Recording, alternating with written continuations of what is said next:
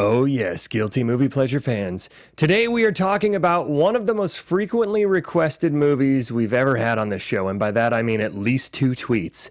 And I feel ashamed of myself that we haven't covered this yet. So buckle in, let's pretend it's Detroit and it's the post-apocalyptic world that it feels like we're living in right now.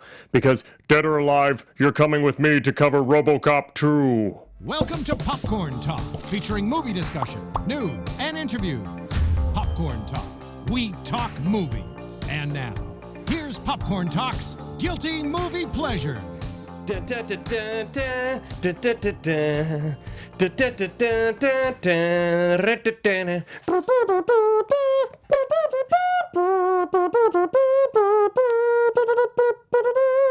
just had to go the whole way. Yeah, you went straight from being the RoboCop to being in a band, maybe? RoboCop in a band? RoboCop auditioning for Bleecker Street.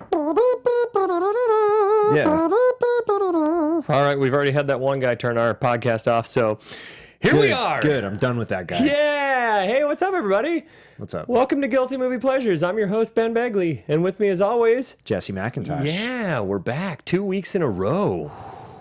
Don't get comfortable. We like to keep you on your toes. just Here at GMP. We drop our Guilty Movie Pleasure episodes like modern day musicians drop their new full albums. Yeah, we're just far less talented. We're like the Ross and Rachel, where we're like, will they or won't they?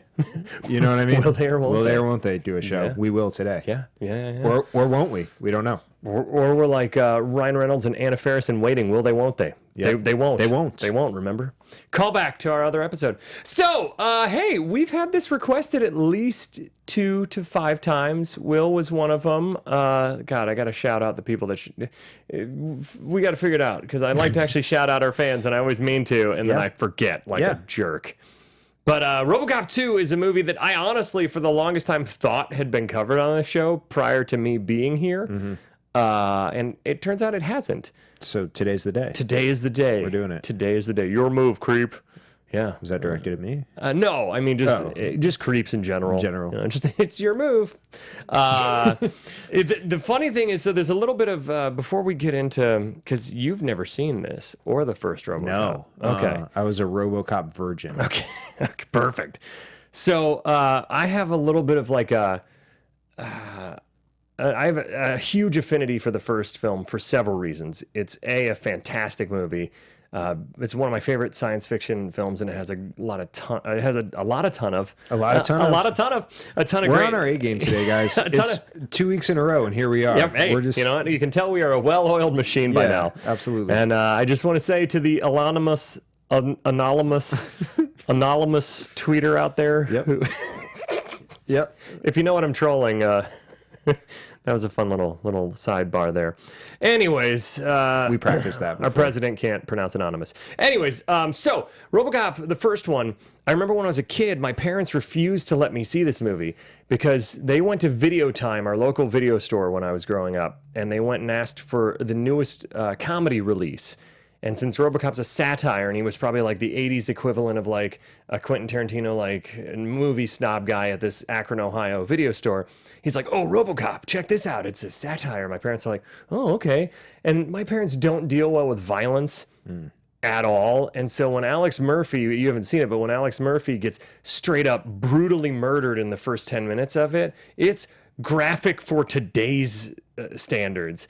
My parents shut it off, took the VHS. I don't even think they were kind and rewound that thing. No. I think they just let it be where it was. They wanted extreme spoilers for whoever rented that video next. So they took it back. And they were pissed. They were yelling at the guy. They were like, this isn't a comedy. This is horrible. And ever since then, they would be like, you're not allowed to see RoboCop. Because I remember as a kid, they made a RoboCop cartoon, and then they had like trailers for it on whenever it was going to air on TV, which would have been heavily neutered in the violence. Like it would have been super censored, but they still were like, no. Fast forward to now, when it came out on Blu-ray and like a 4K remaster, I asked for it for my birthday, and my dad, when I was like 34 at the time, was still like, I'm still your father, and I won't buy that for you. I'm like, Jesus, it's been so long. Listen, they still refuse to watch it and refuse to be okay with the fact that I love it. If you can't stand for something, you can't stand for anything.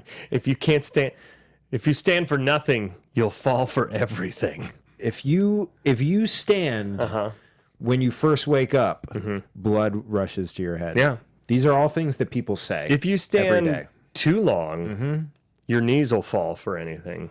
If you keep them locked. if you continue doing this, people will tune out. I think Yeah, I think that's a good one. I think that's the main Yeah, one. I think that's the main one. Yeah. So I saw RoboCop and I loved it, and I remember seeing RoboCop 2 shortly after that, way after the movie came out, though. I mean, this came out in 1990, so I'd been 8 years old. There's no way I saw this when I was 8. I saw it closer to like 13, and You're just like 9.5. 9. I saw it when I was 8 3/4. I remember I had my juice box. Remember when you were a kid and you did that? Can you imagine if now I was like, hey, I'm 36 3/4? People would be like, what? What is wrong with you? Just like to be specific. I like to be, to be as generally specific, not like 36 and 9 months. I do it by the quarter of the year. Anyways, I remember watching RoboCop 2. The first one's a near perfect science fiction film for me, and the second one is, I was telling you this, how the first one's a satire, but the second one's almost a parody of the first one because it ups the comedy a ton, it ups the ridiculousness. But I genuinely love RoboCop 2 still, even though it's completely absurd. And I remember watching it like 5 years ago and thinking that the stop motion battle looked really silly. And then this time around being actually really impressed with what they were able to do with such limited technology. Even though it looked like a Robot Chicken episode with two toys fighting, I was still really impressed by the stop motion. I have a really hard time putting that sort of thing in the context of when it was made. I loved it though. And it looks goofy. Would you rather have that or crappy early CGI that looks I mean, you're probably right, but like awful? Yeah, you're like probably right. Think about when the screen comes out and it's like a weird Max Headroom like CGI face of Cain. I laughed at all of these things. That's worse than the stop motion fight. I laughed out loud at all of these but things. It's still so good. And it's, it is what it is. Like, I'm sure it was state of the art for when they did it, but just like watching it now, I was like, oof. The RoboCop 2 design and when it's on its own looks cool. Yeah. I will admit when it's fighting RoboCop, there are a ton of times that it looks legit like a RoboCop action figure loosely being flung around. Yeah, I mean, the problem that they box themselves into is that RoboCop is like a human being in a RoboCop costume, and then the RoboCop 2 is not. Yeah. And it just looks next to the human in a costume like it's incredibly fake. I will say that it ages much better than the end of Mortal Kombat Annihilation, which came out years later, where Liu Kang and Shao Kahn do their, not bestiality, that's a different thing, where they do their animality, which is their fatality where they turn into animals in the games, and he turns into a dragon, and I think Shao Kahn's a Gorgon or something, and they fight, and it looks awful. Like, this looks better than that. Yeah. So it ages moderately well. It might age better than The Shape of Water, which does end with bestiality. You made me weak. Jesus. All right, so there are... I don't even know if there's problems. I don't really have problems with this movie. I just think there's ridiculous stuff in it. But the ridiculous stuff I love. So to me, this is a guilty movie pleasure. The third RoboCop is just like, it's rough. It's more guilty than pleasure. But this one for me is a pure fun ride where I just was laughing my ass off the whole time. And I love all the fake commercials, which we're going to show you a couple. So podcast listeners, get stoked. Anyways, Jesse, what'd you think of it? How much about RoboCop in general did you know? Like, Nothing. I knew... You'd never seen the cartoon growing up? There was a live-action TV show? I was aware of all of these things. I couldn't even tell you that I knew the tone, because watching this movie, I was like, this doesn't feel like what I thought RoboCop was. Yeah. And I think part of it has to do with the Joel Kinnaman reboot of it, which... Did you see that one? No, but I saw the trailer, and it looked like a sort of dark action movie. Yeah, actually, and a lot of people crap on the reboot. I'm still wheezy from that laugh. But I actually thought the reboot did something. I thought Joel Kinnaman was really great as the lead, as Alex Murphy, and I thought that they did some cool stuff with it where they tried to make him more human at first, and it backfired, so they pulled back his humanity, which I thought was really cool. but they really shortchanged the bad guy. There wasn't a Clarence Boddicker character, which you have no idea what I'm talking about. No, but you need one of those. You need Clarence Boddicker is one of the best villains ever, and Michael Keaton's too charming to be this smarmy executive that ends up getting blasted in the end because he doesn't deserve it as much as the guy in the original RoboCop. But all of this makes no sense because you haven't seen it. It's right. Okay, but so what do you think of RoboCop 2, having known nothing? It had to be kind of jarring at first. yeah, there was probably like a 20 to 25 minute adjustment period. Where I need to start warning you. Where I think it's fine, but I was just like, okay, this isn't this felt, I told you before we started, this felt to me like a kid's movie. And understanding that it's extremely violent at points, it felt a lot more Dick Tracy than I could see that. Then if you watch the first one, it's not. Yeah, than like the dark action movie that I thought, or like even just like a Minority Report type movie, which is sort of like the vibe that I was feeling going into it. Because the first one has moments of satirical humor, but this one is winking at itself a lot, which I actually kind of love about it, because I feel like you can't recreate just the brilliance of the first movie. There's a lot more overt Nazi symbolism in this one, with OCP's flag being almost identical to the Nazis. Yeah. And the OCP private police are in basically SS uniforms at the end. Yeah. It's like, but then the third one, I started watching that and I couldn't get through it. But they're actually like full on, basically privatized SS troops in the beginning of the third one. And you're like, oh wow, man, they're just hitting this over the head. Yeah, I also felt like they had just a little bit of an identity crisis, trying to figure out what story they wanted to tell, because there's a little bit of what you were just talking about. Is RoboCop, like, I don't know, they spread it out over the course of the movie, so I guess they wanted this a lot, but they didn't really, like, I don't know, I didn't feel like it was so important to the film. But is RoboCop human or is he a robot? Well, the first one focuses a ton on that. Yeah, and they started with that. They really laid it on heavy. And then the rest of it is just like privatized government. And like, you're right. They do bring up like his wife in the beginning from the first, and make that seem like it's going to be a big thread. But then it's almost like and then how the movie ends, which we'll get to, it's almost as if he's now become more human by the end. Is the theme? Sort of. I think that's what they want. Yeah, it's a lot. There's a lot going on in this movie. Is it RoboCop versus Cain? Is it about Nuke? Is it about RoboCop 2 being built? Is it about the privatization? It's about all those things. Yeah, and maybe I wish they would have pared it down just a little bit. Yeah. Because it felt like they got confused as to what story they wanted to tell. I think so. The first one is much more simple. Yeah. It's just his origin story and then going after the guy and the corporation who did this to him, you know, and the kind of corruption in it. It's more focused. Yeah, I mean, it's simple enough just to create like, now that this is successful, create a second generation of robots that are violent and don't work. And maybe you don't need half the movie to get to, because they built up Cain so much that when he gets killed, it's almost like, it feels like you're almost in Act 3 at that point. Yeah, it's also really hard for me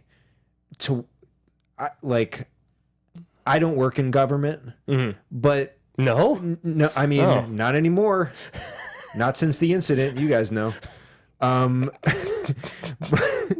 But I don't know that just so overtly a local government can be bought by a corporation. Like, they can, usually those sorts of things are done with donations and like done under the table. But if you like one time default on a loan for a privatized police force, you don't all of a sudden turn the keys to the city over to this company. And wouldn't the federal government just be like, well, no, we will give you the money, Detroit? We're kind of operating in a dystopian future where, you know, things have escalated to where I think this is happening in multiple places in the United States. And I think what's crazy is that this came out in 1990, and its themes, how silly they are, how silly they're executed, I should say, couldn't be more relevant than right now. A lot of relevant things. Ton of relevant stuff. And like, in fact, let's just pull the one clip just while we're talking about it, because I labeled the clip politics. politics with an exclamation point. Can we do clip number 6? Because this just shows how, like, this is 1990, and it sounds like something we could be talking about right now. Number 6, Steve? Oh, I almost swore too. I almost wasted my one F-bomb. Get out of the studio. Get out of the studio. Democracy. Nobody elected you. Anyone can buy OCP stock and own a piece of our city. What could be more democratic than that? Well, let me tell you, there are a lot of people in this town that can afford to buy your stock. And they're not going to let you get away with this. You haven't been following the polls. What, did someone run a poll of mayor versus corporation? Like, what poll is he referring to? But there is a ton of stuff about, like, the wealthy elite basically just... Yeah, of course, how they're controlling government officials. And the whole thing about building up this utopian Detroit and basically shoving poor minorities out of their homes, and like the majority of the people at that conference at the end are all like old white people, and there's a ton of stuff going on that feels akin to what is being explored in the Purge series. Even like Sorry to Bother You did a little bit of like the live on this property, and you have a job working here and you'll get food, and like it's basically a jail. Yeah, it's crazy. So like it just goes to show you that these issues have existed for decades, if not hundreds and hundreds of years, and yet we still keep exploring them because they might get on the surface. No, I would never even say fixed. They might get on the surface, dusted off, and like, oh, this looks better. But really, things haven't progressed that much. Yeah, and you know what really hasn't progressed that much is this, like, one of the worst mayors of all time. He's pretty terrible. He's pretty terrible. He's awful. He also looks like he borrowed his dad's suit, and it doesn't fit him well. And he cannot control his emotions. No. Let me just say that about him. He signed papers on a loan that said if you miss one payment, you owe us the entire sum of this. Just bad decision making. And then when faced with the decision of should we go with the corporation or should we go with the drug dealers, he went with the drug dealers, which was like instantly. Yeah, no advisor would have told him to do that, but he unilaterally was just like, we're going drug dealers. It's run by a kid. What could go wrong? They can't be all bad if they have a kid running it, right? What an absolutely insane decision to make. Yeah. I think, maybe that's why the polls aren't going in his favor. I mean, check the polls, dude. Yeah, just learn your audience a little bit. Yeah. So before we get too much further into this, let's do the plot in under 3 minutes. You ready in the booth there? Steve. Yeah! Nice. Something like that little under my breath. Steve. Yeah.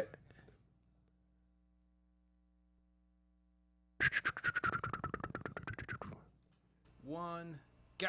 All right, so we're introduced to the Magnavolt, the car that electrocutes your car thief. Then we get this news story that's basically showing how Nuke and all this new drug epidemic is happening in Detroit, and it's just tearing apart the streets. We see all these crimes happen to get Nuke, and then these guys robbing this. All the police are on strike, by the way, because they're not. The OCP is underpaying them and cutting their benefits. And Robocop shows up to these dudes that are robbing a gun store, and they shoot him with a bazooka and a rocket launcher. Nothing kills Robocop. He gets out and wastes them all.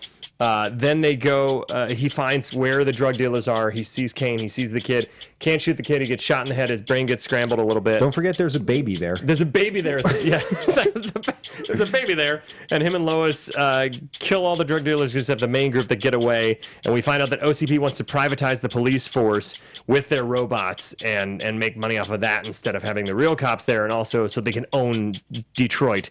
All right, yes. And so then he goes to stalk his ex-wife. She, I guess, brings suit against them.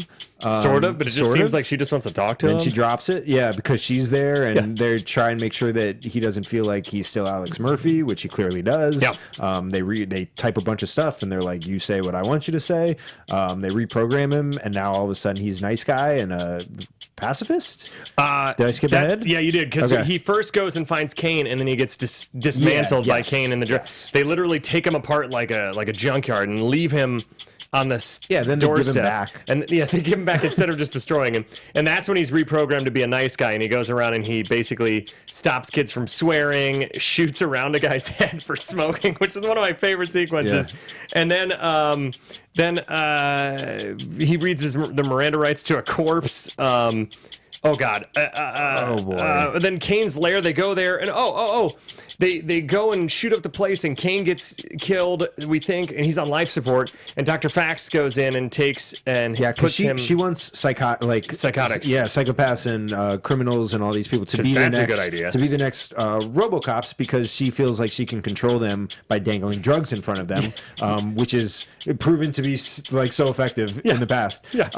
But so she does that. She turns Cain into the RoboCop 2. He just shoots up a bunch of people. First off, he goes to oh god, okay, here goes. So they sent out RoboCop 2 to basically try and assassinate the mayor at this meetup with the other drug dealers, where he's going to give the keys to the kingdom to the drug dealers instead of the corporations.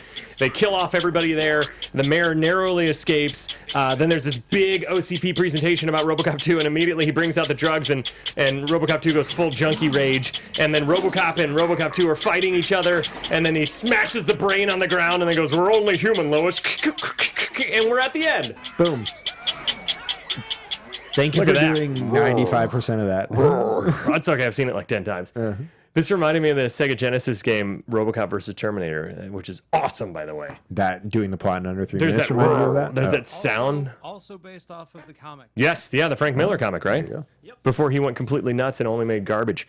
Not garbage, just pretty garbage. I mean, we all make garbage. Some of it. I've made tons of garbage. So let's get into this. So do you have the Magnavolt commercial queued up? Because this is our intro to the movie, which should set the tone for you. But if you haven't seen the first one, it might be a little jarring. A little bit. Let's play the Magnavolt commercial. Get ready, podcast listeners. Okay, so we're going through a garage. Yep. It looks like There's a dude coming up. He says, "Ooh, this car doesn't trying have." to decide which car. He doesn't have a club on his steering wheel. Game on. Yep. There's somebody in my parking structure that still has a club, and she drives like Nice. like a 1990s Oldsmobile. Good for her. Protect what's yours. Then he's in there. Snap. Oh. Gets fried by the car. Totally electrocuted. The final word in auto security. No embarrassing alarm noise. No need to Embarrassing trouble the alarm police. noise. So that guy might be dead. And it won't even run down your battery. There's so many good things about that. Magnavolt. No embarrassing alarm noise, which is hilarious. Like, I don't know anybody who's like, "Oh, I'm so embarrassed by my car alarm." Secondly, I'm sure there's a charred corpse smell now in your car. So Yeah. unless it comes with an instant air freshener. Well, also just the fact that like someone just died in your car. Do you know what I mean? Like, people don't buy houses when people die in the houses. I love that it says no need to call the police, but that's setting up the world with the Detroit we live in this 1990s version of this dystopian futuristic Detroit is where it's so messed up that your car can murder a car thief and you just leave the body on the street and somebody will come take care of it. I will also just say that like I would never ever install that in my car in fears at the like 0.1% chance that it would malfunction and just think that I was an intruder. Not 0.1%. How many times have like if my remote on my car my car remote, if the battery in my car remote goes out, Yeah. and I have to open it with the key, Yeah. the alarm goes like tick tick tick tick until I turn it on. How embarrassing. How Am I embarrassing! right? But imagine if you have Magnavolt and you can't turn it in time, and then your own car kills you. Yeah, no thank you. Nobody's gonna call the police. No. There's not an embarrassing noise. You're just gonna sit there rotting in that car forever. Yeah, because no one has your key. No. So you actually have to wait for a car thief to come by and To free your remove dead you. body. Yeah. Does it then work again? don't Is it know. like an airbag? I don't Or know. I need answers to these questions. Magnavolt, if you're watching, please explain the logistics of your game-changing car theft Yeah. product. Does it retract? So RoboCop, he shows up in this awesome sequence where, first off, there's this junkie that beats up an old lady, steals her purse. Then these prostitutes beat him up and stab his eye out with their heels. Well, so the woman whose purse gets stolen, she's carting a bunch of empty aluminum cans, Yeah. but apparently has hundreds, if not thousands of dollars in her huge roll of purse. money. She was an environmentalist. Yeah, she was. That's all. She was just because they set up that environmentalists are crazy in this world in the news clip. So maybe she was just like, you know what? Screw you guys. I'm going to still recycle. I will continue to recycle. The world is burning, but I'll continue to recycle. The ozone layer has been depleted, as we find out Yeah, it's later gone. on. It's gone. So then, which by the way, how is everybody not getting burnt immediately? That's fine. They should be. They should be. Everyone should be in some sort of protective What layer. what if they had that detail where everyone's just sunburnt the whole movie and we don't find out until the Sunblock 5000 ad? That would have made the ad so much better. You know what? Let's just play that while we're at it. Can we play the Sunblock 5000 and just get that out of the way because it's awesome? Here we go. This is in Beverly Hills, California, the home of the beautiful people. They say 20 seconds in the California sunshine is too much these days. Ever since we lost the ozone layer.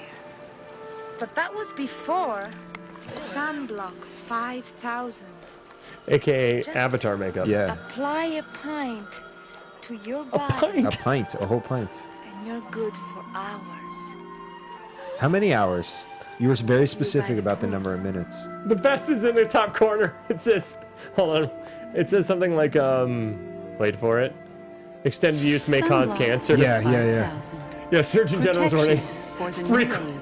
Frequent use will cause skin cancer. Yeah.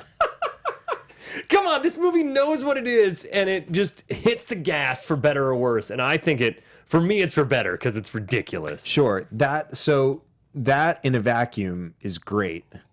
That in the context of the rest of the movie doesn't make a ton of sense because it's unrelated to anything that we're watching. It's so awesome. It has nothing to do with robotics, which the first one in fact does. So it makes a little more sense.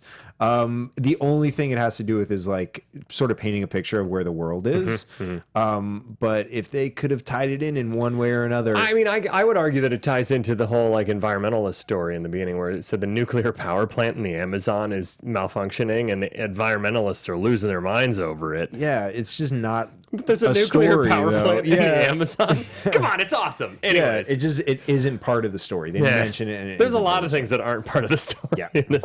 So we got to the hookers with the heart of stone that that shank the guy in the eyeball with their heels.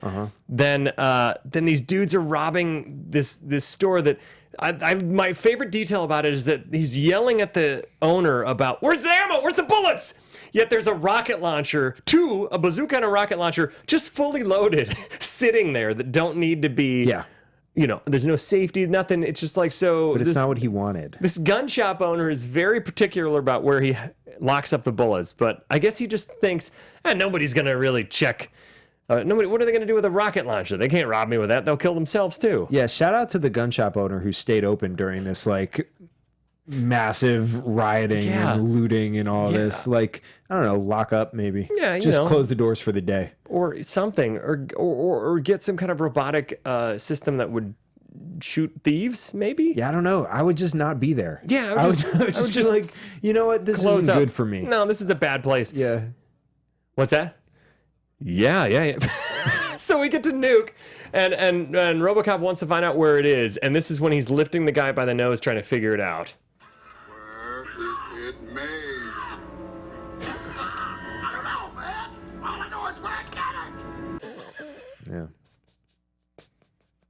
I love that. That's fair. That's fair. Yeah, how could he know where it's made? I get that way about, I'm weirdly obsessed with the bubble gum in the Garbage Pail Kids packages from back in the day. Sure. And Topps trading cards. Yeah. But when you eat it now, it's terrible because it's so old. It's like 30 plus years old. So I'm trying to find where it is. And I saw somebody chewing what I thought was it. And I got a little nuts and I pulled the gum out of their mouth and I started like kind of manhandling them a little bit. And I said, Where is it made?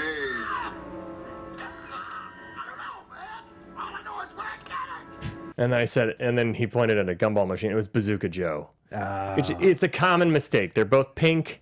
A lot of people And do they that. both lose their flavor in 15 seconds. Yeah, you need to buy more trading cards. I do. Yeah. Anyways, so he goes after the nuke.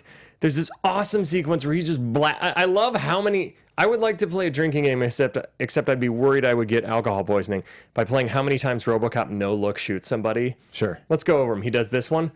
He does this one.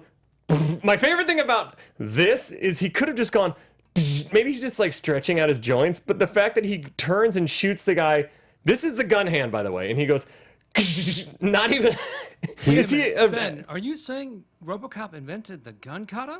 I think he did. I don't want to. We can't prove he didn't invent it. Here's the thing. I may have good call. I may have caught something at the end. It looks like, now this might be completely wrong, but it looks like on the back of his head there's some sort of eyeball or it's a screw. It's not an eyeball. All right. So no, yeah. So then I was trying to give him the benefit of the doubt, but I'm wrong. But sometimes it's like he wants, like we use our selfie camera. He's like, yeah, I'll use this camera this time. He's selfie shooting.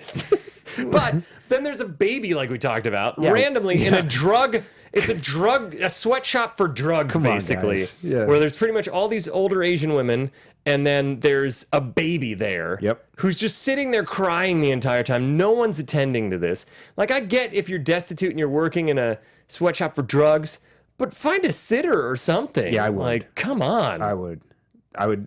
You know what? There's not a safe environment. I would not bring my baby to that environment, regardless of what was going on with the rest of my life. Anything is better. Anyways, this guy gets the baby. He's like, I'll kill this baby, man. I'll kill this baby. We can't have that. Oh, no. And then he's lining up the bullet to the refrigerator door. Did he ricochet? Yeah, he ricochets the bullet off and it blasts the dude. And then That's Lois great. swoops in and saves the baby. It's so awesome. And then we get introduced to the kid, which reminds you of Dick Tracy, where he's like, can't shoot a kid, can you, effer? And that's the only reason I didn't pull the sound clip, because I didn't want to make us R-rated because of one sound clip.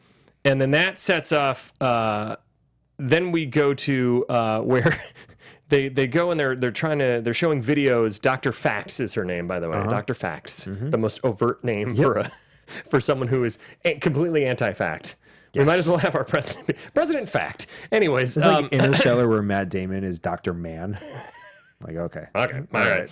Should have been called Dr. Floating Library. Steve, you keep rushing us.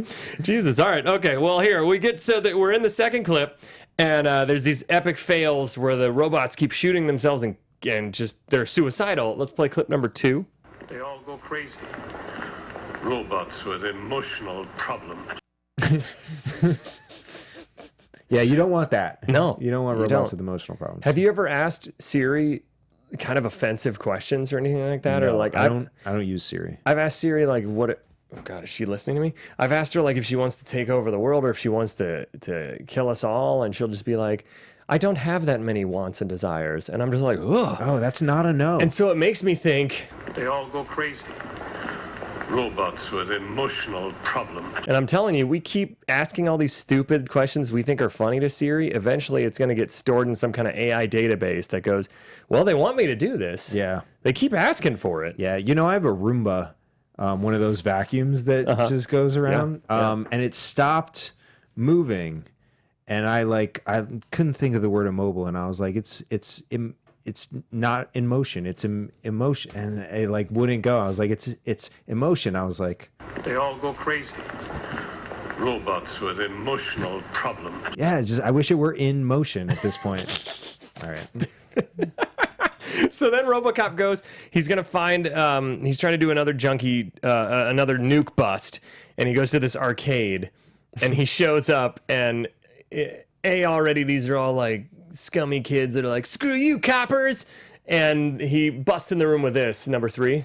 Isn't this a school day?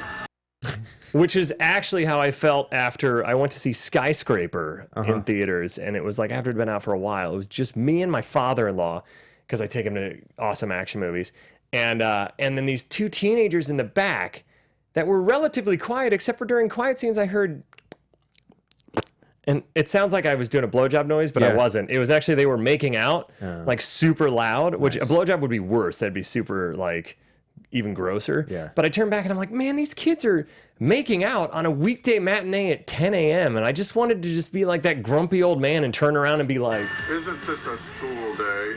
I can hear your smacking lips back there, Yeah, all right? I'm trying to watch Skyscraper. I'm trying to watch this cinematic masterpiece. That is a true story. I had to go get tissues and shove them in my ears, so I stopped hearing it. It was driving me insane. Wow, shout out to those teenagers. Shout out to those teenagers. for And you maybe it guys. was also just jealousy because I never made out in a movie theater. You should have put your arm around your father-in-law.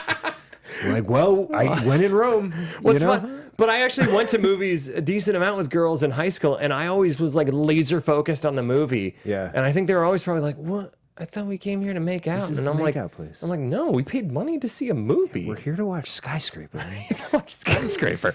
I also wanted to give yeah. a quick shout out to Yeah. the corrupt police officer who was in the police station, turned a corner, and then like Nukes. shot himself up, like Which just apparently leaves no marks. leaves no marks, and he was just like in the police station doing drugs. It's like a modern day flu shot. yeah, It's just like beep. yeah, good for him. It's like a bee sting. They go into Kane's lair, and I love the details of Kane's lair where he has Elvis's corpse. He has Elvis's skeleton in there. And then RoboCop sees Kane, and he says, clip number 4. You want me? Dead or alive? One of us must die.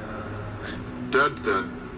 And I believe the bad guy's Tom Noonan in this, who is also Jack the Ripper in Last Action Hero. We watched that. We didn't did. Yeah, Yeah, we he's did. awesome. And so Dead or Alive, You're Coming With Me. That's a callback to the first film. Love this scene where RoboCop wrecks everybody in the beginning. They blow up his car and Yeah, he fools them at first. He like pushes the car I think in. they knew, because otherwise they would. Did his body disintegrate upon explosion? I mean, the rest of the car did. Yeah, you're right. There's you're just right. like the bottom part of the car for some reason. Maybe there's like, look for his remains. Yeah. I don't know. Yeah, he fools him at first, and then they've laid a trap for him. Sure. And I love the old 90s and 80s squibs when everybody's getting blasted and it's just like giant chunks of like fake blood flying everywhere. That's so much cooler than the CGI blood nowadays, where you can see it tangibly fall on. I feel like CGI blood, it's like, and then disappears, and you're like, blood doesn't do that. Where did it go? It's like the nuke. It doesn't evaporate. My wife, I was watching this. She was sitting on the couch Yeah. just doing other stuff, and she looked up and she goes, "I love early '90s action movies where like when you get shot, you jump 5 feet backwards." Everybody, Like, yeah, everybody. I mean, I don't know. I have no idea how it Hopefully, neither of us ever will. You know, fingers crossed. So, RoboCop gets dismantled. The whole section here, though, they're really trying hard to take him apart, and then they finally realize, go for the joints. It's like, wouldn't you start there with a jackhammer? It was like a 5-minute clip. where they're just dinging away at his metal chest. And then the other thing is, why didn't they just, if they got his mask off, why didn't they just shove a jackhammer through his brain instead of leave him still functioning in some degree? I don't know. Either the brain or the heart is where the motherboard Yeah. is, I would suppose. But right? it's like they're just like, we just want to mess up his circuits. They'll never be able to put him back together again, even though it's a multi-billion-dollar corporation. Yeah. And it was also like, I don't know, it was this part, although it was an extended amount of time and Yeah. maybe too long, it was a little like, it looked different than the rest of the movie. It was a cool, like, inventive thing that Yeah. they were trying to do, like, from his perspective, show us a little bit of like, Yeah. and yeah, I don't know. It was a cool little breakup of the flow of the film. I think the next section is hilarious, where he gets put back together, and they give him more family-friendly protocols. Yes. Where he basically is not going to kill anybody. It's all just nice stuff and correcting people. For clip number 5, can we play that? This is going to make us explicit, but who cares? Waste makes haste, for time is fleeting. A rolling stone is worth 2 in the bush. Go fuck a refrigerator, peck your neck. Bad language makes for bad feelings. That's my favorite. Bad language makes for bad feelings. It does. It does. It's true. Is he wrong? I would have loved a full movie of this RoboCop and them trying to figure out how to get him recalibrated. It'd be amazing. It would have been a more like streamlined It's story. so much I funny think. stuff. Yeah. Because there's the section where there's this little league team robbing an electronics store. All in uniform. They like just finished a game. Well, it's and they're because like, all the "Let's go cops are on rob." strike, so it's lawlessness. I know, you know? but they stopped first to play the game. They played the game first. Yeah. Then they robbed the store. Yeah. And I love the coach gets shot point blank in the head by Lois. Yeah. And like that's somebody's dad, I assume, Sure. and none of the kids care. And Well, maybe it wasn't. Maybe I was just a creepy dude coaching Little League. I mean, he was not the most moral, upstanding person. Sure. Then he finally gets calibrated back. I forget. Oh, he's sitting there in the chair, and they're basically like, I don't know how we're gonna fix him. And he must overhear subconsciously that if they electrocute him, it may kill him, but it'll fix him. Yeah. He storms out, rips the lock off, and just full on Jason Statham in Crank 2 must have taken this from him because he electrocutes himself on the big power station there. And luckily, an officer comes by with a wood plank and just rips him off. And he's good. And he's fine. So that 10 minutes of hilarity, he's good. He's back to normal. No ill effects. No. And then he goes and this is the big showdown with Cain, where one of my favorite 90s action bloody moments happens, where there's the sniper on the roof and he blasts the dude through the eye hole of the sniper and shoots the guy in the eyeball. Yeah. Awesome. Yeah. Awesome 90s super gory nonsense. But then this car chase is one of my favorite sequences where Cain leaves in this big, like, kind of reinforced, I guess you could call it, almost like a truck that would carry money. Why can't I remember what those are called? Whatever. Security. Like a Brinks truck. Yeah, Brinks truck. Yeah. And he slams into RoboCop, and there's this great sequence where sometimes, yes, it looks like a dummy just kind of like loosely glued on to the front of this car. But other times you can see it's a stuntman scraping away against the wall, hanging on in this outfit at top speeds. And I thought that sequence ages really well, and it's super fun. And then the moment where RoboCop falls on the ground and a bunch of the cars launch over him was rad. And then the third one, he grabs as it's going at least 20 miles an hour or more. Sure. And the dude flies off and he hops on the bike and plays chicken with Cain and crashes through and puts him into, intensive care. That was another moment where I laughed out loud. When he crashes so into good. the truck and flies into it. So good. I was like, okay. It's so amazing. Good thing we're almost done, Steve. I feel like Steve's going, hey, stop having fun. Kids, back in line. So anyways. Because we're in a new studio today. Yeah. So so we get this whole awesome showdown between Cain and RoboCop. Then Dr. Faxx instantly is like, ooh, he would be he's a megalomaniac. He's a drug addict. He thinks he's God. He even makes references to being Jesus. He's got like this David Koresh vibe to him, Charles Manson, but with the instability of being addicted to this toxic substance he's created for all kinds of moods that he goes on like when you go in the weed shop, he goes into Nuke for all moods. Yeah, and they're all colors. Which is helpful. It's almost like going into the old school icy push pops. Yeah, it's good for kids. Yeah, it's good for kids. Mm-hmm. So Dr. Faxx scoops him up immediately and programs him in there. And then the first task, they don't even do see if it were a test in a lab or anything. They're just like, it's probably going to work. Go assassinate the mayor. They also, for some reason, don't take his face. No. They computer program his face. And they take out they have this really don't they eyes. chop open the chest in a really graphic way and pull it open? His head. His head, that's right. Yeah. And they pull it off and then they show the brain, the eyes, and the spinal cord. Yeah. And they show from its POV watching as they're just really rudely holding his decapitated half skull up. Like, see, this is where the brain, I don't know what they're saying in that moment. Like, I think that's the what it brain is. is here.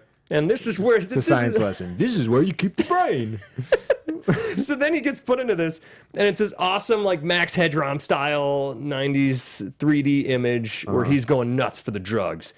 And I guess Dr. Faxx hides that from OCP, that he's a drug addict and needs that, because she's like, you don't get this till you kill the mayor. And so that's why he goes on full, and he massacres like all those drug dealers, a lot of the politicians, kills the kid in the process, R.I.P. Yeah.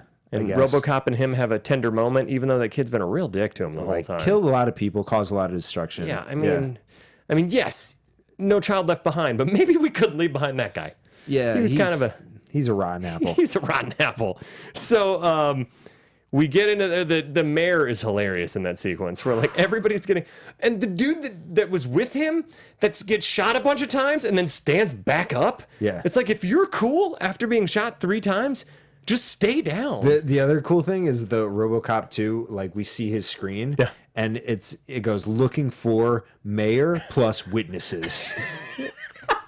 Yeah, And it's like, so okay, good. all right, he's gonna get rid of so good. everyone. He wrecks his girlfriend too. Yeah. Like his girlfriend's like, oh, it could take some He work. just snaps her neck. Picks her up, crushes her skull, Yeah. and snaps her neck. Yeah. It's rough. Yeah. Just do one or the other. And then the mayor leaves through the sewage system, falls into the river. in like a great summer water park ride, it looks and then like. when he comes back, the next time we see him, he's doing the press conference, completely dry. Yeah. He instantly dried. He took time to go get dried off. Yeah. And then we instantly go. I feel like there's something, like some deleted scenes or something missing here, because pretty much we go from, okay, you failed to assassinate the mayor. It's probably a good time to show you off to all our benefactors and OCP higher ups, right? The third act of this movie is bonkers because they instantly introduce it, and then the head guy is like, these drugs, we're going to get him off the street. And then the robot starts trying to go after it, and it's like this Looney Tunes comedy moment.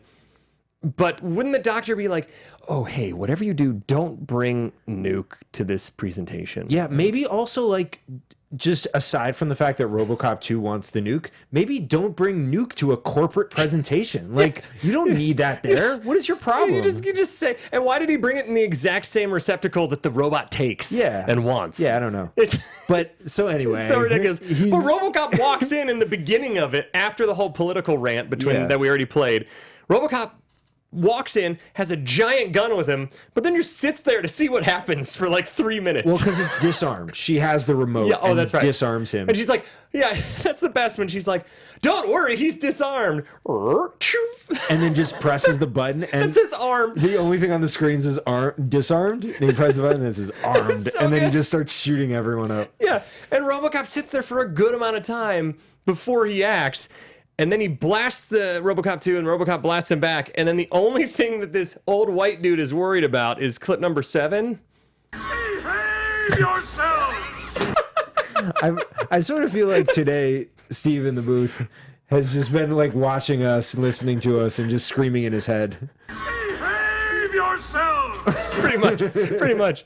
I'm pretty sure every time I yell unnecessarily and there's a show recording next door on either side, they're just like, Behave yourself! but they're more respectful than me, so they're like, hey, Ben, behave yourself. Yeah, if you had been watching me while I was trying to fix my Roomba, you might have overheard me saying, Behave yourselves! So there's so much awesome stuff in this. They have an elevator battle where RoboCop shoots the wire and RoboCop 2 falls down, and then like spider monkeys up it, and they slam out of the roof of the building, crash down on the streets. They brawl out there some.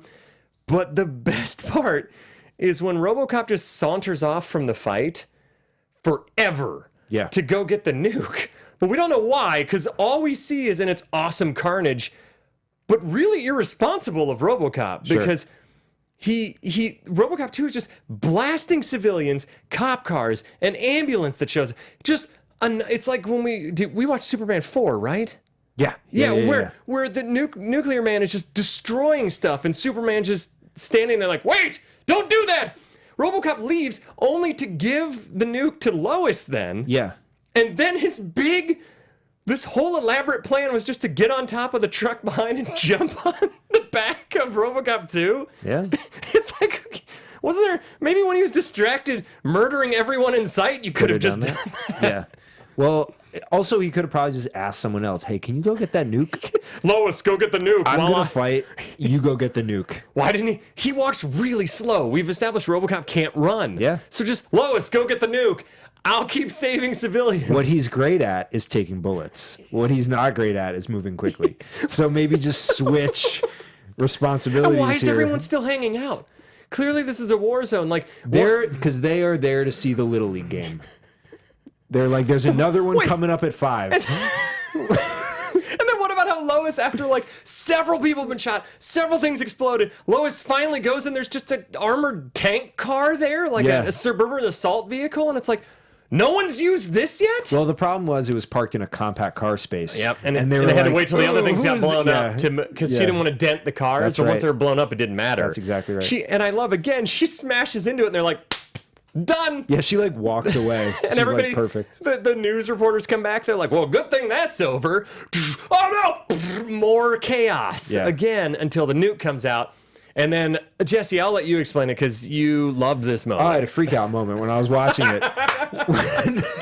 when he reaches in. You didn't think we were going to cover the whole movie, did you, Steve? He takes the brain, RoboCop takes the brain with the spinal cord out of RoboCop 2, and then it's already out of him. For some reason, smashes it on the ground and brain splatters And then everywhere. Punches the spinal cord just to be sure. Yeah, it was as unnecessary. I mean, or as awesome as possible. So we just spent a bunch of time saying how they quit early on it. So maybe he was just like, all right, I've seen him come back from a few things. Yeah. Let me grab the brain. Let me smash the brain. He just picks the eyeballs up, eats them just in case. All right, we're good. I do want to play these last two sound clips because this is what they're saying during all the chaos, the head executives of OCP. This could look bad for OCP, Johnson. Scramble the best spin team we have. I feel like that's our administration after every tweet from our president. They're like, this is going to look bad for us. Well, I guess not. Do you need more than one spin team? Didn't you just like, hey, grab the spin team? Apparently. And this movie ends with, after all this chaos, all this destruction, the OCP higher-ups are getting away with it and walking off and getting in their limos scot-free. This is RoboCop's line. Patience, Lois. We're only human. And then the most cartoonish screwing in of any. It sounds like something from Who Framed Roger Rabbit. Oh, I love this movie so much. Oh, we're running out of time here, folks. I've had a blast talking about RoboCop 2. I would love to hear, other than the first one, obviously, because the first one's a masterpiece. What's your favorite RoboCop movie? Do you like the TV series? Hit us back on that. And also, start telling us what Halloween movies you'd like to see, because we want to have 4 in a row for the month of October, unless there's 5 Tuesdays. I don't know. I haven't looked. We do it on Wednesdays. But Wednesdays. Yeah. Oh, my God. What day is it? Jesse, until next time, where can they find you? You can find me on Twitter and Instagram at TooMuchJesse, and for the sketch at The From Lizard. I do my own podcast on Tuesdays, just by myself in my closet. Nice. And you can find me at the Ben Begley on Twitter and Instagram, and you can also find our horror short. There's one inside the house. Follow at Night Prowler Video on Twitter and Instagram. We have our LA West Coast premiere on October 6th. All kinds of other info on there, so check it out. It's going to be awesome. Until next time, what is your guilty movie pleasure? From producers Maria Menounos, Kevin Undergaro, Phil Svitek, and the entire Popcorn Talk Network, we would like to thank you for tuning in. For questions or comments, be sure to visit popcorntalk.com. I'm Sir Richard Wentworth, and this has been a presentation of the Popcorn Talk Network. The views expressed herein are those of the hosts only and do not necessarily reflect the views of the Popcorn Talk Network or its owners or principals.